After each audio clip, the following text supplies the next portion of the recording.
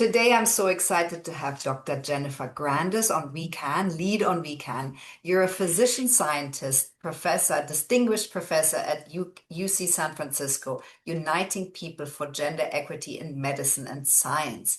You wrote your first book, Harsh Medicine: Why Women Can't Get Ahead in Science and Healthcare. You're a trained ear, nose, and throat doctor, cancer researcher, and your book is basically the culmination of a qualitative research study you did about gender disparity in medicine and science. And we are very excited that you're leading with those honest facts, because we know that when we need to change systems, we need the honest facts on the table in order to bring about change. So, Dr. Jennifer, thank you for sharing your story and insights today, and talk to us about your topic, your book. What do you want people to understand? Oh, thank you so much, Stephanie, for having me on the show. My message is that the data is fact, and Mm, it's only when we grapple with the data can we really understand a problem. And this is a thorny, hard problem. Naively, I really believe that once we knew, for example, that there was a pay difference for women physicians, something I studied and published over 20 years ago, I wow. thought, okay, problem solved. Mm, It doesn't make sense. It's not fair. Let's fix it. And guess what? It hasn't been fixed because it's complicated. So, my feeling is that I wanted to couple the data from the study with the stories of the people that I interviewed. And I want to emphasize, mm, I interviewed men and women. yeah. And what I noticed was that they had starkly different experiences in the same community, something that I guess I always knew, but as one is a young person and coming up and wanting to fit in, and both science and medicine are historically male dominated fields, there was an inability on my part to really recognize the structural barriers. And I believed that because it was a meritocracy, it was based on objective results and publications and grants. And let's be completely honest, women who go into science and medicine are extremely well educated, Yeah. have high status in society. And I never imagined that there would be these barriers based on gender that were seemingly impassable. So honestly, Stephanie, it was only when it became evident to me that being a role model was necessary but not sufficient, because I encountered my own life-altering experience of sexual harassment somewhat later in my career, and I thought, oh my goodness, if this can happen to me, it happens to lots of people, Yeah. and I need to see it. I need to understand it. And so, cancer research, which is very important to me, has been research. My gender research is what I think of as me search, because I was really doing this study to really put my experience in context. And so that's why I did it. And I wrote some papers, but the book is the stories. The book is sharing the perspectives of the men and women who I met. And it changed my point of view. And I hope that I can arm people with language and permission to share their experiences so we can really grapple with this very complicated ecosystem and hopefully move forward. Because it's terrible when any person, man or woman, is treated unfairly because of their gender or their ethnicity or their religion. But women who go into science and medicine train for decades. They have so much to offer. And when we treat these women poorly and or we force them out, the whole world suffers, because we need caring practitioners and we need really smart scientists to help us live good and productive lives. Absolutely. Dr. Jennifer, hit us with some of those data points so we understand how big this problem is. Okay, well, it is massive. So let's start with a easy story, which is mentoring. Mm, Mentoring, as we talked about before we turned on the recording device, is so important in every single yeah. field. None of us enter the world with all the abilities to navigate these pathways, even if there is a map. The map is often devoid of really important data. So no matter what field we go into, we rely on people we call mentors. And what was wonderful about the mentoring data is every person I interviewed, all the men and all the women, had both been mentors and had been mentored. Although there was one really important difference. Many of the women said, I don't think I've ever really had a mentor. So even though there might have been someone who was their training director or maybe their PhD advisor, it didn't feel like a person who took them on and was responsible for stewarding their career development and their navigation. So that's really an important difference. I didn't really hear that from any of the men. Their mentoring relationships were lifelong, were cultivated. Now, again, that's an oversimplification, but it was a notable difference that the women volunteered. They really didn't have a mentor.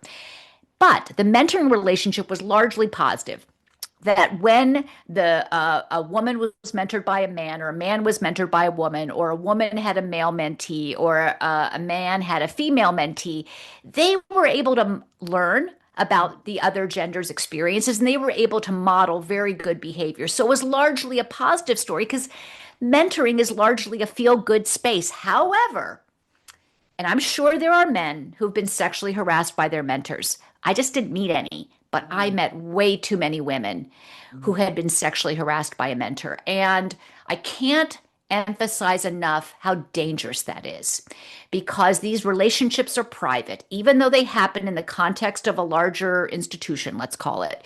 That so many of the interactions are unwitnessed. And the mentor is powerful. And the student or the trainee or the junior faculty member has no power.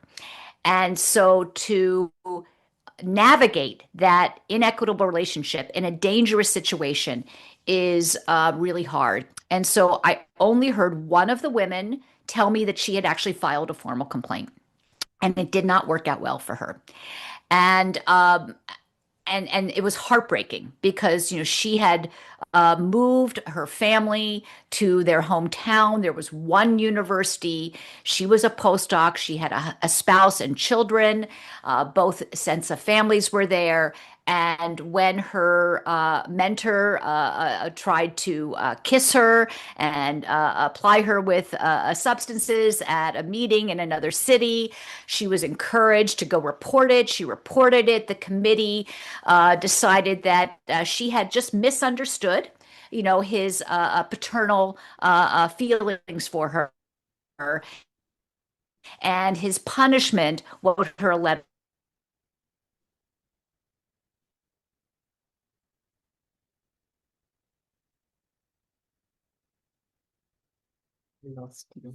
She was willing to leave and uproot her family. She was forever going to be tarnished as that girl. Now, her sense of self was really reinforced by her willingness to report it, but there's no doubt that her career was negatively impacted by reporting it. Which is, I think, the overwhelming experience of women reporting any untoward behavior towards them. And we know that, and women know that.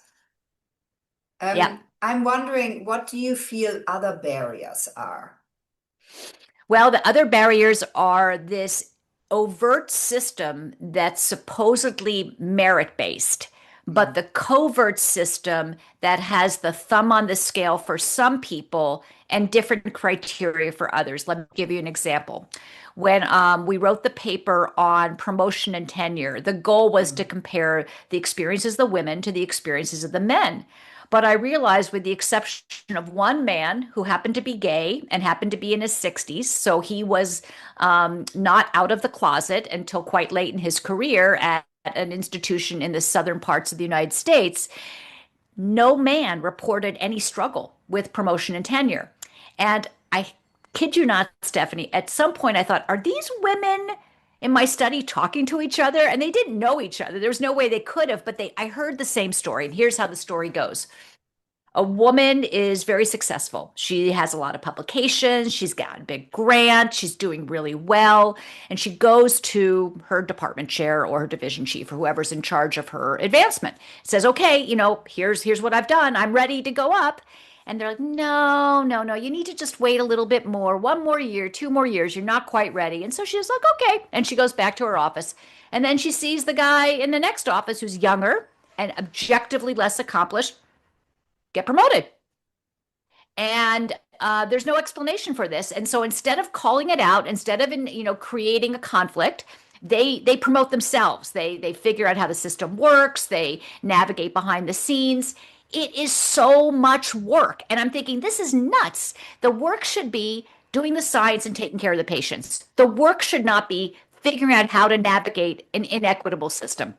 So that's another really big difference. But Stephanie, maybe the most important difference that I think undergirds everything is what I ended up referring to as the scientific boys club. Everybody saw it. It's called networking and professional relationships. I don't know of a single industry where professional networking and relationships doesn't matter an awful lot. How do you find people in the case of academia who are going to write you letters for advancement or for prizes, for awards, for society induction? That's how it works. But the spaces where networking happens are often covertly or overtly unwelcoming to women. The most innocuous example is the golf course. There are still, I've been to meetings in the last year where there is a golf outing. Now, there's nothing wrong with golf. There's nothing inherently sexist about golf. But the vast majority of women don't grow up golfing, don't learn to golf. It's not their priority. So the golf ends up being a predominantly male space. And so this is where the relationships are made. This is where the letter writers are secured. And then there's even worse. My most, moving example is interview actually been an MD PhD student where I work. So I feel comfortable talking about the institution. And she asked me if I'd heard about a retreat space where the departments would go off campus in the Bay Area, a beautiful resort, and they would present, their research and network. And I said, no, I hadn't heard about it. And she described as a woman graduate student, and the only people her year were women. And they go to this retreat space, and yeah, all the faculty are men, but that's just the way it was. And at the end of the day, they're supposed to go down to the hot spring. And she realizes when she arrives at the hot spring that they're all naked. And she's expected to take off her clothes and go into the hot spring with her male bosses naked. And here's a woman, I'm interviewing her. She's now an associate professor. She's married with children. And she is I'm chilled hearing her describe what it felt like to take off her clothes and go in. And I asked, how did you talk about that with your fellow graduate students, all of whom are women? And she said, we couldn't do it. We couldn't talk to each other about this for so many years because we were ashamed. We couldn't believe we complied, but we felt like we had to comply in order to fit in. So I come back to my institution and I find, go ahead. Yeah, I find a colleague and I'm thinking he's probably at the right age. He might have gone to one of these. I said, did you know about this? He goes, oh yeah, I went once. It was terrible. I never went back. And I said, well, why didn't you try to stop it? And he said, oh, I was just a junior faculty member and all these other men were so much more important and I relied on them and I didn't want to rock the boat. So again, it's this whole, I think, unintended conspiracy of forces that allows these awful things to continue. And then I ultimately talked to one of the leaders. He'd been a leader in the day. He was actually a friend of mine now. And I said, what were you thinking? And he's like, oh, we really thought it would level the playing field. And he then stops and he says, oh my God, I sound crazy. I'm like, yeah, that is crazy. And then I gave a talk at Yale University maybe 2 years ago, and I discussed this. And then I got an email the next day from a man in the audience who said, I was a graduate student there. I had to do this, and it was awful for me too. So what I want to say is that's an egregious example, but it's not even old news. There, as you may know, there was a study in the UK just a couple years ago that found that 30% of women surgeons report being sexually assaulted in the operating room. So these things still happen, and we need to identify them and stop them because they harm everybody. So I think the first step is what you're doing. You're doing all the research, you have all the data to underpin your book and your research papers on what the facts are. So the facts is the first step, to look the truth in the eye and know what needs changing. And then what? Well, in these days in the United States, it's even more challenging because when I started this work, diversity, equity, and inclusion was a positive force. Was a And thing. it was a thing. It was a thing that was Yes. aspirational. And Ah, now it's illegal. I mean, now when I go to places and I talk in states that have outlawed it, I have to choose different words. But what I tell my audience, and I want to communicate this, nothing that's outlawed is unimportant. So it's mm, outlawed because it's so important. And that should be yes. reassuring. Yeah. And what it points out to me is that the depth of insecurity, pain, and suffering experienced by people who felt like DEI programs harmed them is Mm, something we did not understand. So recently, I had a colleague, a man, great guy, happens to be gay. He said, I'm a little uncomfortable with some of your posts. Are you telling me that I'm at fault? And I thought, oh my goodness. Um, no, it's not about you. But we all are responsible for stewarding the ecosystem that we are members of. yeah. But I feel like that's another message is we can't really point fingers and blame. I mean, old news is old news, but let's find common ground. Let's agree that what we really want to do is recruit, train, and mentor the most talented people. And let's agree that there's no objective reason why people of different genders or ethnicities aren't the most talented people. So, assuming that we start with the talent, the objective measures, how do we organize our professional ecosystems so that we don't disadvantage some and advantage others? Another really easy example is even in my department at this wonderful institution with wonderful leadership, we hold a weekly meeting at 6:45 in the morning. The Bay Area of San Francisco is a crowded space. So if a person, woman or man, who has responsibilities at home for young children needs to be on site by 6:45 in the morning, their childcare options are really, really limited. We learned with COVID that we can participate in different ways. So that's just a small example of let's move it away from let's find new language. Another example I use, Stephanie, is when I'm in the clinic every week with patients, I have to find words that make sense to my patient. Mm, So my default words may not. And so that's what I think. DEI was the default, catchphrase that we thought made sense, that we thought was non-controversial. Well, newsflash, it's controversial. So let's find different words because the issues are still important. And at the end of the day, and I heard this from some of the men, they were perfectly happy when it was an all male space, that they weren't bothered. yes. Right. And I think we have to let them say it.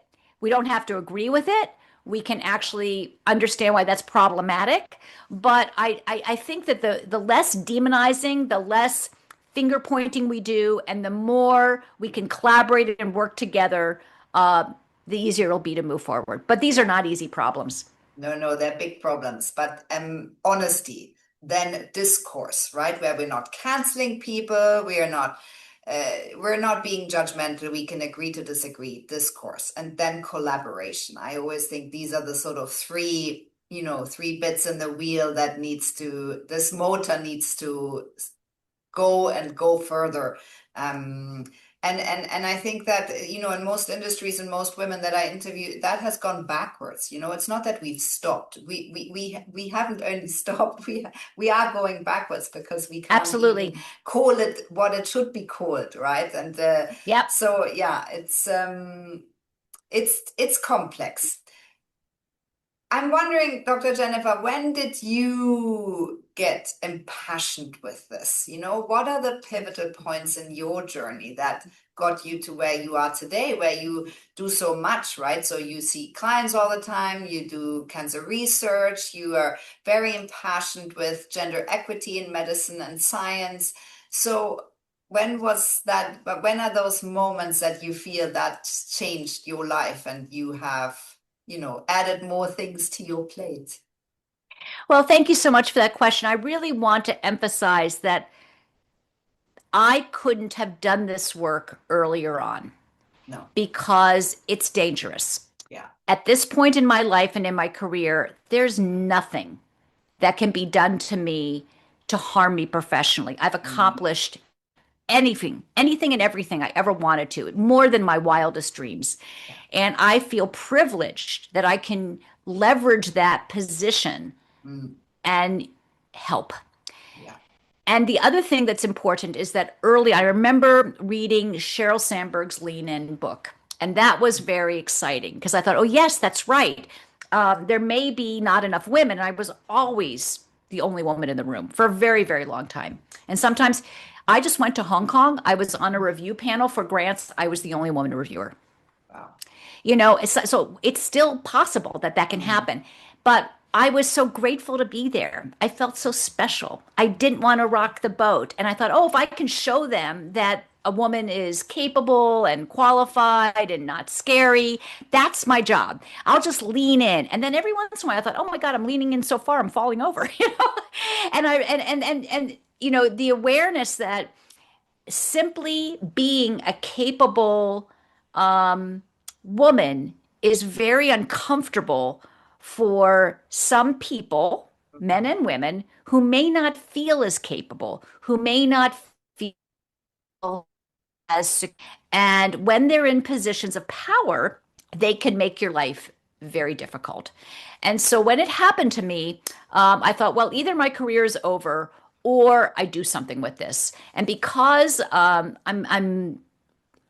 a committed researcher, and I sought out this wonderful sociologist at Berkeley, Arlie Russell Hochschild, who's written just tremendous books. And early on in my career, her book, The Time Bind, and her book, The Second Shift, were really helpful to me as a working mom.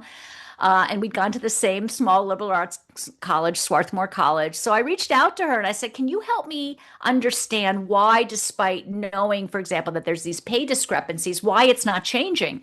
And so we met, and she said, I think you really need to do a qualitative research study because all of the data that's published show these gaps that don't make any sense for any other reason than sexism, which, is hard to, tackle in one fell swoop. And so I did the research, and the research was healing for me. And then I guess the question is, how and why can I talk about this? I think it's because I'm loved. I'm loved. I'm cherished. I'm a human.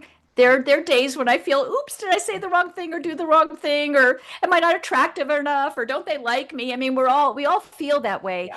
But when I meet other women my age and younger, and some even a little bit older, who are so traumatized by what happened to them, I'm so lucky. It was ugly, it was unpleasant, but I've moved beyond it. And I understand that it was serious but not personal. It wasn't about me. And I feel like I have the power to bring it to the front. And so that's why I'm doing this now. I also have a daughter who's a physician. She is a pediatrician, and pediatricians are generally nice, particularly compared to some other specialties like surgeons. But, as I listened to her navigate her workplace, there's still challenges. And I thought, okay, I can do this for her. I didn't go through what I went through in order not to make a difference. And so that's my hope, is that I can make a difference. I love hearing that. I'm wondering, with all the information that you've assimilated and put out into the world, what matters to you most, and how do you feel you want to matter? What matters to me, having all this information, which, as you said at the beginning, should be so clear for each one to take action and bring about change. I agree with you. So what really matters to me is that the people who hear me or who read the book or who follow me can, number one, if they've been harmed, feel comfort, feel like they're not alone, that they can move beyond their shame, and are really empowered to find a workplace where they can bring their full selves and be accepted. That sounds trivial, but it's so not trivial. And the next time they either experience or see a microaggression or something worse, they can speak out. And, my advice is, you can ask somebody what they meant by something that sounded really offensive to you. Yeah. In the moment, we're sometimes paralyzed. But maybe soon afterwards, you can go up and say, "Hey, I think I heard you say this, and can you help me understand that?" I mean, people want to be understood. So the person who says or does something that feels awful to you, you have to distinguish between their intent and your feelings. And if them about their intent, you often can understand that maybe your reaction was to something different, something you imagined, and maybe you can find common ground. Let me give you an example. I gave a talk last year at a university here in the United States, and one of the men came up afterwards and said, I've heard talks like this before, and I usually am cringing and I don't really want to listen to it, but I was able to listen to you. Thank you. I was able to listen to you. And then a woman came up and told me a story about this particular man, that they had been in some training about microaggressions in the workplace, and he'd come out afterwards together with her and sort of joked about how stupid that was, how unimportant that was, how these are just made up things. And she said, no, they're not. It happens all the time. And the accumulation is not micro. It's really terrible. And she said, for example, last week you and I were doing this, and this colleague came up, and I didn't know the colleague. The colleague was a man, and you introduced him as Dr. So and so, and you introduced me by my first name.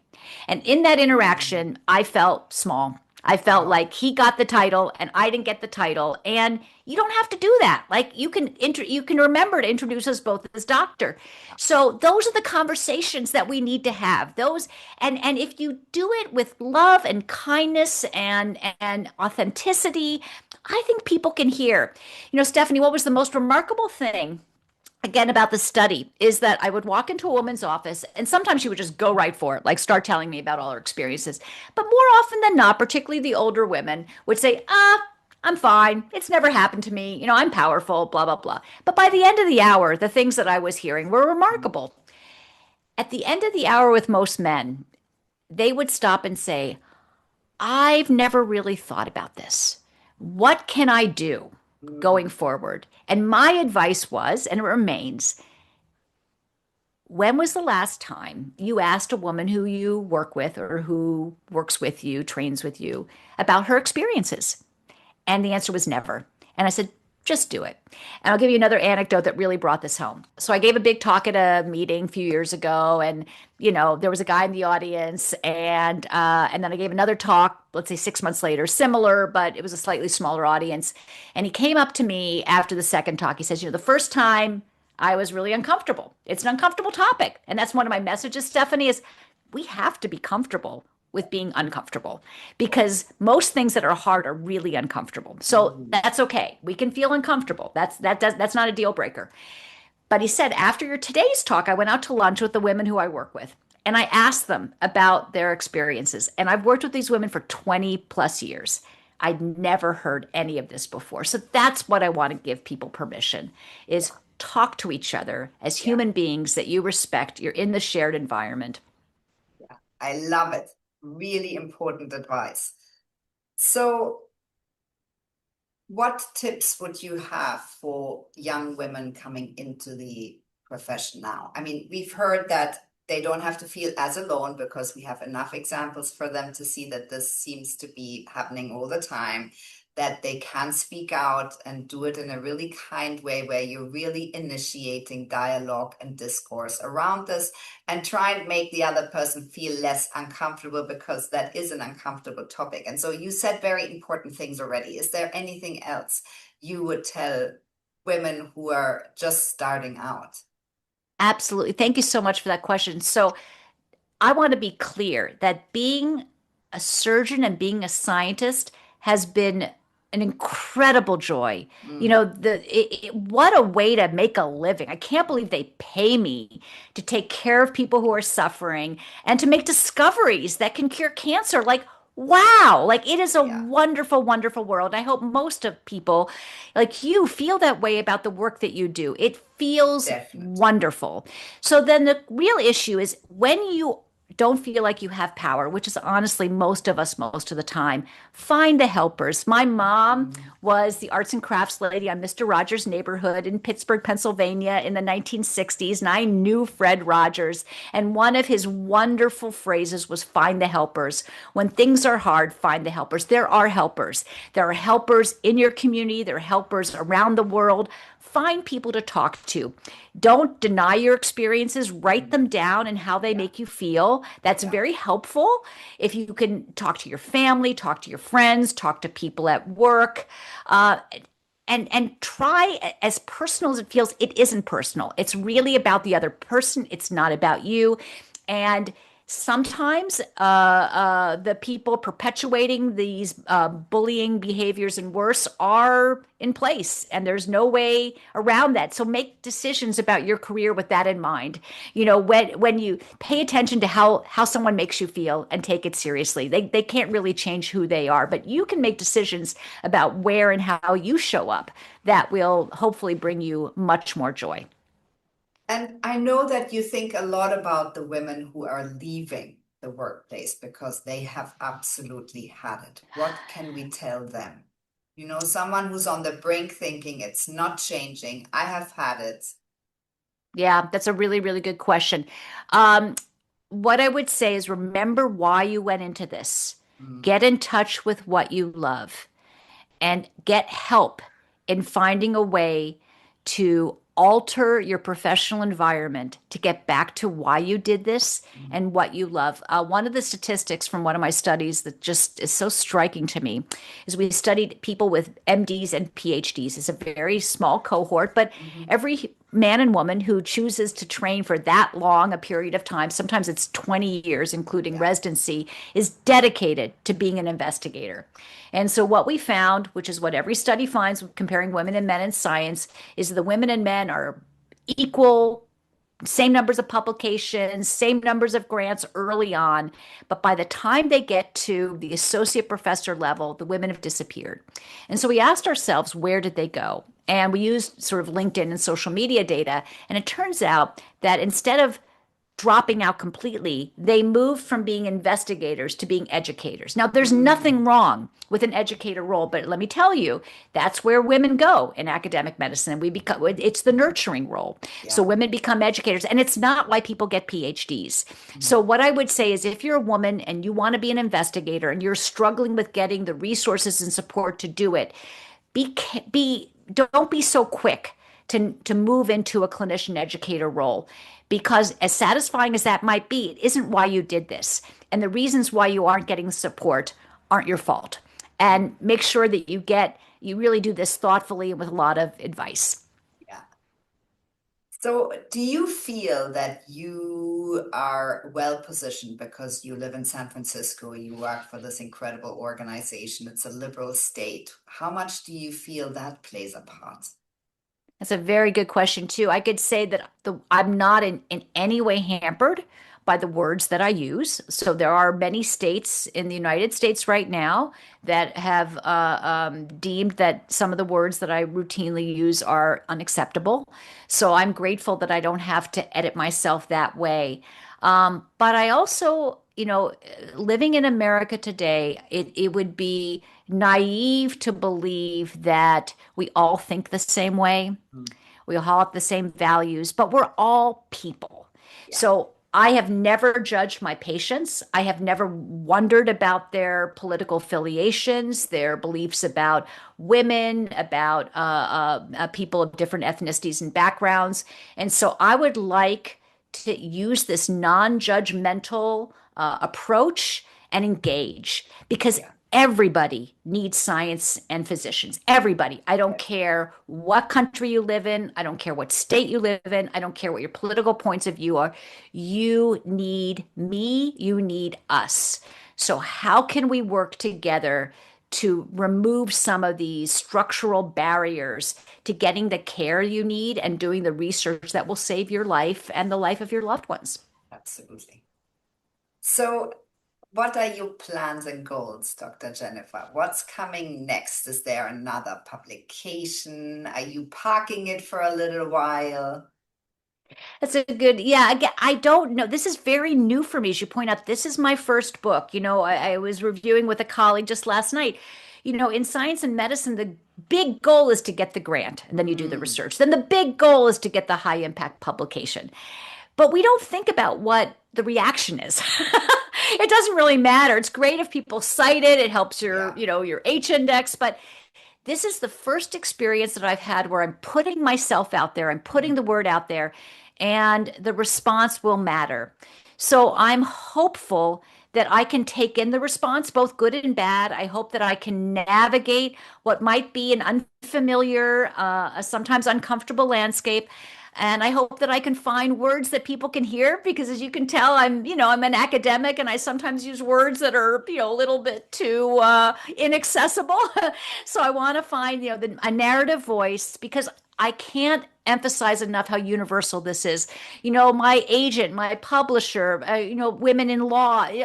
I don't know of a single profession where this isn't true. And the other thing I want to really point out is yes, my cohort was women and men, but women are the canary in the coal mine because the story that I was told my whole life was it's just a matter of time. And when there Mm, are equal numbers, everything will be equal. When I started medicine in the United States, 1/3 of medical students were women. I was the only woman in my surgical program.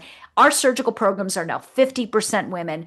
And newsflash, women have been 50% of faculties in science and medicine for many years, and it still hasn't been solved because that isn't the problem. Numbers alone don't matter as much as the systemic forces that allow us to succeed or get strewn by the wayside. yeah. Yes, and. Yes. Yeah. So, what takeaways would you like our listeners to have from your story? If you had to sum it up in just a few sentences, what do you want people to really remember? That it's a story of hope. Mm, That I know it's a heavy topic, it's hard to boil it down, but the bottom line is that until all of us have equal opportunities in any of our professional communities, we are going to fail to deliver on our education and our personal promise. And that hurts everybody. And it's only by recognizing and talking about it, even breaking it up into little bits, collecting data, doing pilot studies. mm. But it's a hopeful message, even though some of the facts and stories are really heartbreaking. And that everybody can make a difference. That Absolutely. We all absolutely matter. everyone can make a difference here. I am so grateful, Dr. Jennifer Grandis. Thank you so much. I want everyone to look up Harsh Medicine. If you're in the field, please go and read it. You will feel less alone and you will be empowered to stand up for yourself and to change these situations once you find yourself in them. I'm very hopeful to be able to be so lucky to interview all of you people bringing about change, coming up with the data and putting the facts on the table so we can look at scenarios and look them in the eye and then bring about change. And I'm excited to see what else you're going to come up with, write about, and spread this message, worldwide. Thank you, Stephanie. I really enjoyed meeting you and talking with you today.